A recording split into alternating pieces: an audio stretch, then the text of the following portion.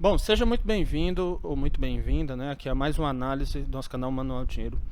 Eu estou dando continuidade aqui a uma sequência de vídeos que eu venho analisando todos os fundos imobiliários de papel da Bolsa de Valores.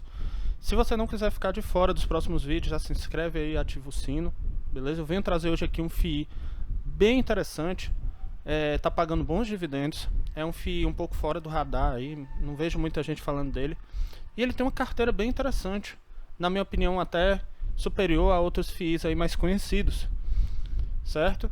Lembrando que nada do que eu falar aqui é recomendação de investimento, de compra ou venda de ativos, eu apenas dou aqui a minha opinião, certo? E estou compartilhando aqui com você para fins educativos. Então vamos lá, sem mais enrolação. Vamos falar agora sobre o Plural Recebíveis Imobiliários, de código PLCR11. Ele é um FII recente, data de IPO dele novembro de 2019. Tem uma representatividade baixa no IFIX, como eu falei, ele está um pouco fora do radar aí. O mandato dele é títulos e valores, quer dizer que ele tem que investir pelo menos 2/3 do patrimônio líquido dele em papéis. Ele é obrigado pelo mandato dele. E o segmento é recebíveis imobiliários. Ele investe hoje a maior parte em recebíveis. Agora vamos aqui para o preço dele. O preço dele aqui está descontado atualmente, com ligeiro desconto aqui, que é até bem significativo quando a gente fala de FII de papel, que geralmente não costuma, lógico que nós temos FIIs de papel que estão bem esticados aí, mas não é comum isso acontecer. FIIs de papel, geralmente eles oscilam próximo ao valor patrimonial, ou então ligeiramente esticados. Esse aqui está com um desconto, um ligeiro desconto, está com PVPA de 0,98. Quando a gente vai puxar o histórico dele, ele já esteve até mais descontado, 0,86 ali em 2020.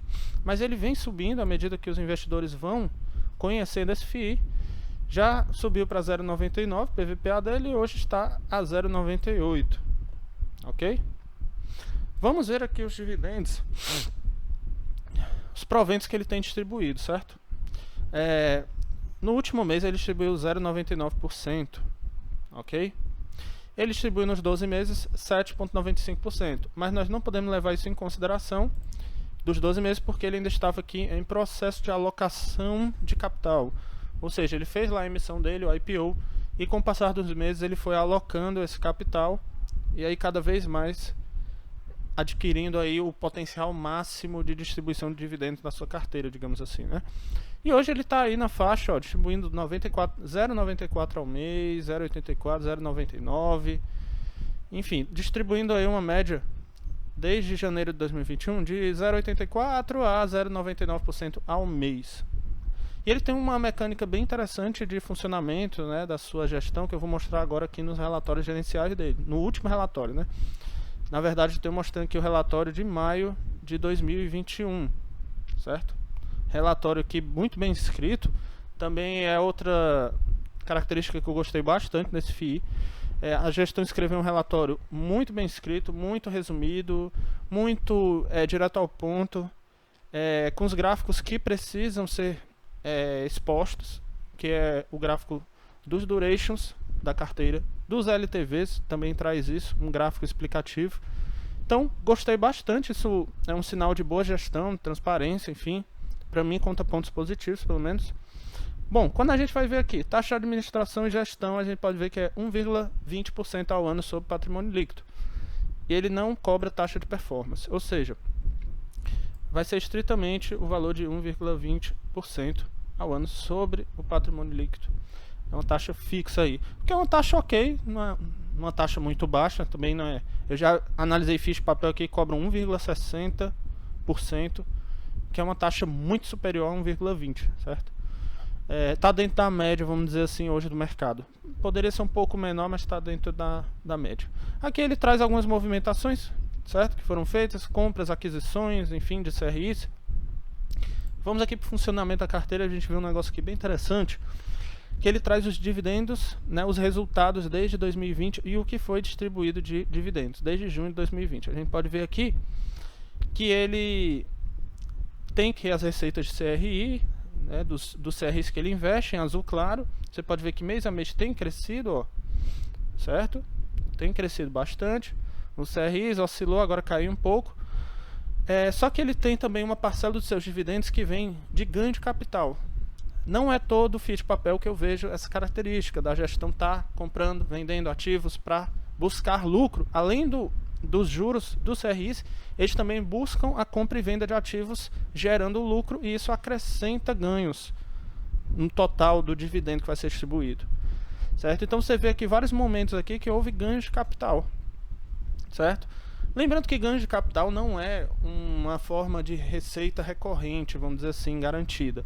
Ela funciona muito bem quando o mercado está em alta, certo? Que é o caso aqui de um FII de papel. Os FIIs de papel estão sendo demandados.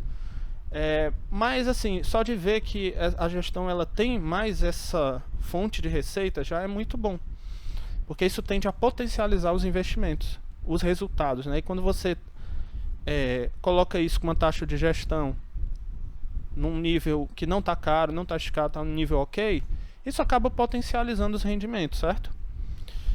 De qualquer forma, se o mercado estiver em baixa, nós vamos ter uma queda nos ganhos de capital, provavelmente, talvez, enfim, e uma queda também nos CRIs. Mas quando há o ganho de capital, quando há a retomada da economia, esse ganho é bem expressivo. Outra característica muito interessante é ele distribuir rendimentos abaixo do que ele tem de resultado efetivo.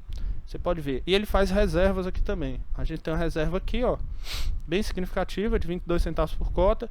E logo que ele teve um resultado bem superior, ele manteve a distribuição linear de dividendos e acumulou aqui mais 36 centavos por cota. Teve essa reserva aqui, certo? Aqui ele acumulou mais 10 centavos por cota. Então, é uma gestão que tem distribuído de forma responsável os seus recursos, está se assegurando de fazer uma distribuição linear. Isso é importante também, né? Uma distribuição bem interessante, crescente, realiza ganho de capital, que é bem interessante, mostra que a gestão é ativa. Então gostei, esses foram os pontos que eu gostei aqui, quando a gente vai ver lá a distribuição de resultados. Que ele traz, né? Ele traz aqui alguns, um DRE de maio. A gente pode ver que o total aqui foi 2.424.000 de receita, total de despesa 212.000, o que dá uma despesa de menos de 10% em relação à receita, bem interessante. Ele não tem uma percentagem de despesa alta em relação à receita. Bom, agora aqui nós já começamos a ver alguns dados importantes para a gente analisar a carteira, né, do FII, né? O que ele investe aqui, o duration da carteira. O que é o duration? Ele traz o duration médio. Isso aqui é importante a gente ver, porque é um dos indicadores que a gente vai ver o risco da carteira. Quanto maior o duration, que é o vencimento do CRIs, quanto maior o duration, em tese, né? Quanto maior o vencimento, mais arriscado, porque quanto maior o vencimento, maior a probabilidade de acontecer alguma coisa lá na frente com a economia, com a empresa que que pegou esses empréstimos, enfim. E o duration aqui de 4.3 é um duration interessante. A gente vê FIIs de papel aí que tem durations maiores de 5 anos. Ele já traz um duration bem tranquilo, próximo a 4 anos. Né? Um duration bem interessante, pelo menos na minha visão, certo? Lógico que o duration menos arriscado é o de 0, né? Mas, enfim, a gente sabe que geralmente esses CRIs eles têm um risco um pouco maior, então, porque eles remuneram também uma taxa maior. Então eles vão ter um duration um pouco mais elevado, né? Mas também não é um duration tão alto assim como outros que eu analisei aqui. Quando a gente vai ver os indexadores, a gente pode ver que a maioria dos seus CRIs são atrelados ao IPCA, à inflação, o que na prática garante a você um rendimento, lhe protege da inflação, certo? Porque o ticket médio aqui é IPCA mais 5,8, certo? E você recebe esses dividendos isentos de imposto de renda. Beleza? Então isso aí de certa forma ele protege da inflação. Ele tem a concentração maior em IPCA. Aqui ele traz o duration, vencimento do CRIs. A gente pode ver, eu já trouxe lá o duration médio, já falei 4,3 anos. Agora em relação ao setor de atuação, a gente tem corporativo, ele está bem distribuído em corporativo, residencial, pulverizado e shopping, certo? Com maior concentração em corporativo e residencial, certo? Com relação ao LTV, o LTV também é outro indicador que a gente usa para analisar o risco da carteira. O LTV é o quanto que as garantias representam em relação ao CRI. quanto maior o LTV, quer dizer, quanto menor o LTV, desculpe, mais valem as garantias em relação ao valor do empréstimo. E quanto maior o LTV, menos valem as garantias em relação ao valor do empréstimo, ou seja, mais arriscado. Então, quanto menor o LTV, mais seguro, quanto maior, mais arriscado. A gente pode considerar que abaixo de 50% já são LTVs mais seguros. Acima, já começam a ficar com um pouco mais de risco. Ok? A gente pode ver que 20, vamos dizer que 28% tem uma LTV acima de 88%, que é um risco bem elevado, certo?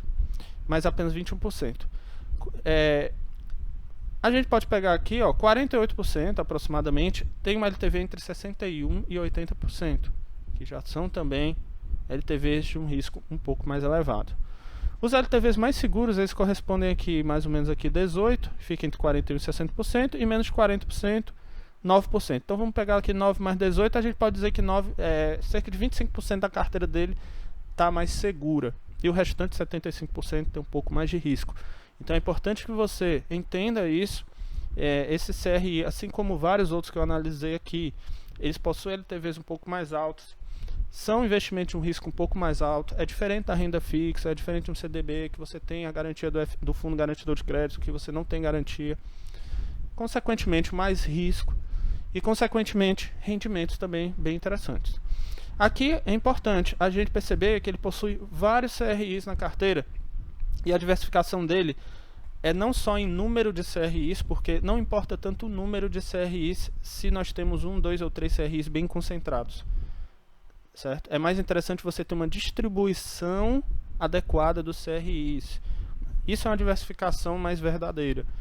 Porque aí, se um ou outro tiver um problema, você não tem ali grandes efeitos no rendimento total. E aqui a gente vê, sim, isso daí. Nós temos vários CRIs e eles estão bem distribuídos aqui, ocupando fatias mais ou menos iguais da pizza total. Isso aí dá mais uma segurança, certo? Isso aí é bem interessante. A gente tem várias securitizadoras também fazendo parte dos CRIs, certo? Isso aí também é interessante. Nós temos um pouco de concentração nessas duas, mas são securitizadoras bem conhecidas no mercado, né? TrueSec, SEC, RBSec, correspondendo à maioria, mas ele não concentra em uma só securitizadora, também tem vários. Ok? Aqui ele traz CRIs, é a carteira dele, com mais detalhes, enfim, eu já mostrei através dos gráficos mais ou menos uma média de todos os CRIs, e aqui ele traz mais detalhes, mostrando o LTV, quais as garantias, qual a taxa, enfim. E você tem, eu já mostrei a média do gráfico para a gente ter uma noção mais ou menos. Não vou aqui entrar em detalhes, para esse vídeo não ficar muito longo. Então, assim, para concluir aqui, eu vou dar aqui a minha opinião, lembrando que ela é só a minha opinião, não é um conselho de investimento sobre esse FII. Eu gostei bastante desse FII, ele é um FII bem diversificado. A gestão, pelo visto, está fazendo um bom trabalho. Ele está com preço descontado, está fora do radar. Pelo visto, as pessoas não estão aí muito ligadas nesse FII. Ele tem uma carteira bem diversificada. O duration dele é interessante, tá? Tem um duration bacana. O LTV já é um pouco mais, ele tem um pouco mais de risco ali no LTV, mas de forma geral, analisando os outros FIIs de papel, a gente vê que os LTVs são mais altos mesmo. Está dentro do mercado, vamos dizer assim. Só que apesar do LTV ser um pouco alto, ele tem outras características de segurança, que eu já falei aqui, diversificação, duration, enfim. Então, basicamente, eu gostei bastante desse FII, certo? É bem interessante, ok? E não quer dizer que eu estou recomendando que você invista nele, mas eu particularmente gostei bastante. Então é isso, espero que tenha gostado desse vídeo. Se gostou, deixa o like e me fala se você tem ele na carteira, o que é que você acha sobre ele. Deixa aqui abaixo nos comentários e não esquece de baixar o nosso e-book grátis aqui na descrição do vídeo, o manual dos fundos imobiliários, se você quiser aprender mais sobre FIIs, está bem interessante aí o nosso e-book, beleza? Um grande abraço e até o próximo vídeo da nossa série analisando FIIs de papel.